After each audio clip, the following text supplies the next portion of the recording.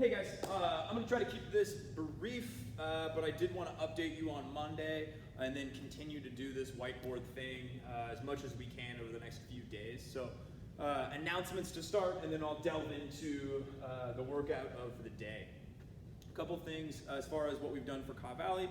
We've added a Wodify, or a Class 2 Wodify. I think it's Quarantine CrossFit. So if you work out, go ahead and sign into the class. If you do this workout, cool, you can log your scores and describe in the comments how you adapted to the workout depending on what equipment you have. But if you just went for a run, if you went for a walk, if you did a different workout or a challenge that somebody sent you, by all means still log into the class so we can keep track of what's going on. With that, we will still do a committed club. We'll adjust some numbers given the chaos of the last week, but we will use that class to keep track of attendance in the coming weeks. As far as scaling and RX and how that goes, I don't really care about the RX button at this point. Click it, don't click it, it doesn't matter. Nobody's got the same equipment, so that's kind of low priority. If you have not joined the private Facebook group, go ahead and do that. That's the one with the kettlebells on the profile picture. So go ahead and go in there, search Ka Valley CrossFit, and it should pop up with the business page. It'll ask for, I don't think it asks for anything, but somebody will approve you, put you in there. That's a place we can share our workouts, we can ask questions, still act as a community even if we're separated and self-quarantined or quarantined or whatever it's going to be over the next few days. Cool. That's going to be it for announcements as far as things go. We will still do a question of the day, which I'll get to here in a second.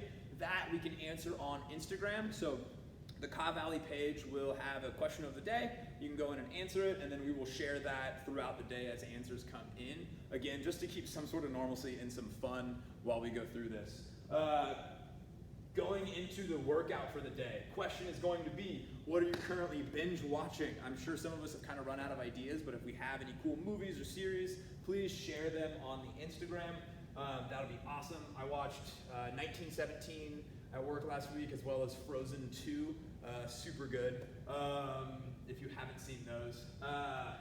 Cool, moving on from there, we have a warm-up tomorrow. It's kind of long, there's a lot of squat stuff going on. Go for a run, breathe through your nose. It's good for you. It's also hard, so hard things are good. But 1 minute nasal breathing into 20 seconds in a deep squat. With the deep squat, what we want to do is start to open up our hips. So I'm going to drive my knees out, but I'm also going to keep my foot flat on the ground. So I'm going to continue to push through my big toe to also get some ankle mobility while we're down there. Once I get done with that 20 seconds, back into that run, nasal breathing. You can start to ramp up the pace if you want to, whatever you can handle through the nose. After you get done with that, we'll continue with the squat mobility. This is more of an active hold than anything. So if you have an object, awesome, grab onto it. Come on down into the bottom. You've got a 5-second hold down here. Nice and active, chest is upright. And then you're gonna come to about halfway for another 5 seconds, and then back down for 3 rounds of that squat hold. Rest as you need to, but if you can knock it all out in one go, awesome.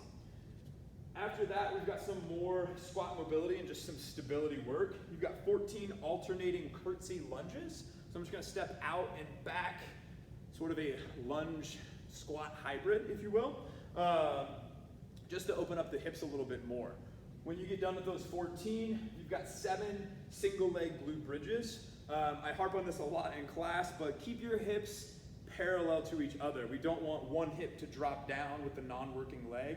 You want to try to pretend that you're using both legs as you go into those single leg glute bridges. You've got 7 on each side of those before we get into some bird dogs.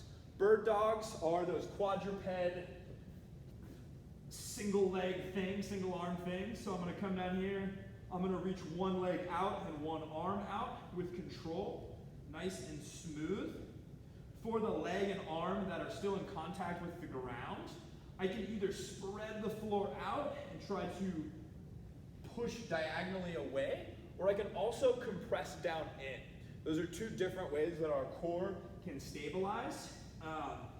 And I want you guys to play around with that as you go through those bird dogs. Extra challenge if you can take your knees off the ground, and then we can work into bird dogs with a little bit more instability. On top of that, you can throw a lacrosse ball on your back, or a small child, I don't know, something along those lines. But 2 rounds, 14 curtsy squats, 7 single leg glute bridges, 10 bird dogs, just to get the legs nice and prepped before we go into some squats. All right, for the front squats, if you have a rack, awesome, chase after 6 sets of 5. If you don't, but you have a barbell, go ahead and clean into it. Squat clean plus 4 front squats. It's a good way to figure that out for during Metcons or just to get some load bearing. As far as the 85% goes, go by feel. If you're taking it from the ground, you're gonna know whether it's heavy or not. Please don't do a max squat clean and then try to squeak out some front squats afterwards. This should be tough, but doable, not 100% effort, okay? If we don't have a barbell and some plates, a couple different options you can do. EMOM of 6 minutes, if you're on a time crunch, 15 to 20 dynamic squats. So wall balls would be a dynamic squat. Whether we have a target or not, you can toss that thing up into the air and catch it. Or if you have a kettlebell or some dumbbells, you can do a jumping squat, something that gets the heart rate up and works on that aspect. Or we can slow things down and do a tempo squat. So we can do a 4 seconds down, 4 seconds up, all the way down, not stopping at the bottom, and then continuing that slow rise all the way up. What that's going to do is put a little bit more stress on the tendons and ligaments to emulate what we would have if we had a heavier load, so we can keep the joints nice and healthy, even if we're only, we've got just a small kid or a small dumbbell to work with, okay? So either one of those options is fine. Get some squats in before we do this workout. Cool. Metcon for the day. This is an interesting one. You have 6 rounds of some cardio, either 20 cal bike, 16 cal bike, or 25, 18 cal row, or a 400 meter run. After that, you have either 50 feet of lunges or about 20 reps walking lunges, sandbag on your back, something on your back, or holding onto the dumbbells, kettlebells, med balls, whatever you have at home, but get some lunges in. And then we have 30 recovery squats. Mostly that just means catch your breath there, rest. That's not part of the race. We just want to keep moving, but dial things back so there is some ebb and flow to the workout itself, okay? We don't want to sprint here, okay? This cardio and the lunges is the workout. Also, just keep in mind for general scales and progressions, in terms of reps, you can look at total volume. That's 180 air squats. That is a lot, even if it is at a recovery pace. So by all means, cut these things down as you need to. If it's 10 to 20 reps, awesome. If it's 15 to 30 air squats, that's fine. I just want you guys to move and still be able to maintain intensity for the run, bike, row, and then the lunges themselves. I think that's going to cover it for Monday. Hopefully you will see some improvement in our video skills as the week goes on. And we should have this dialed down before this whole quarantine thing is over. I'm going to continue to do these. We'll mix in some of the other coaches, but this allows me to have some normalcy in my life, and hopefully you guys can get something out of that as well.